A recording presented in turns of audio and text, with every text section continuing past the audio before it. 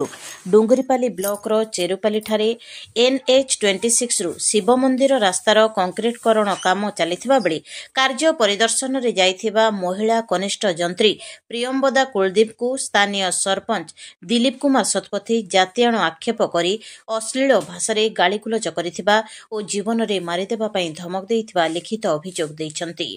तांकर अभियोग अनुसार डुंगरीपाली थाना रे एक मामला रुजु होईछि। श्रीमती कुलदीप गंडा समाजर होइथिबारु ब्लॉक सभापति दृष्टि आकर्षण करिबारु आज डुंगरीपाली ब्लॉक लक्षे गंडाघर समाजर सभापति नितेई पाड़ एवं कार्यकारी सभापति कृष्णचंद्र बाग डुंगरीपाली थाना को जाई लिखित अभियोग करिसंति।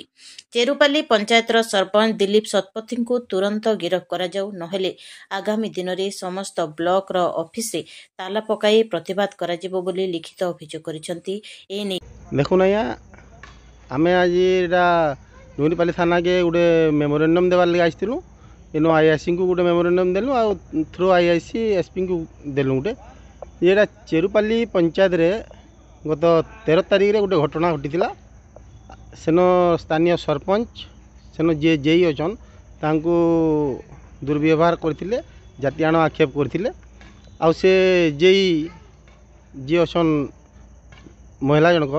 से आमर समाज रो तो से समाज के लिखिक देला पर आम आसीलु आज यहाँ थाना के जे अभियुक्त जे अछन सरपंच चेरुपाली रो दिलीप कुमार शतपथी तांको शीघ्र गिरफ्त करा जाऊ आउ विहित कार्यानुष्ठान ग्रहण करा जाऊ ठीक भाव में तदंत करा जाऊ बोलिक आमर आज दाबीपत्र देलु आरो जदि यूपरे किसी पदक्षेप पुलिस प्रशासन ग्रहण नहीं करन आगामी दिन रे आमे आमर लक्ष्य घर गंडा समाज तरफ डुंगरीपाली ब्लॉक रो समस्त सरकारी बेसरकारी प्रतिष्ठान को अचल करदेमु बोलिक कहीचु। जेहेतु आमर यहाँ समाज रो सम्मान है गोटे महिला प्रति गोटे शिक्षित सरपंच रो व्यवहार एंता नहीं हवा कथा। आज लोक कहन आपन को जातीय आउ नहीं न समस्ते समान बोलिक किंतु शिक्षित समाज होगी जड़े जातियाण आक्षेप करवाटा केते दूर युक्तियुक्त सेटा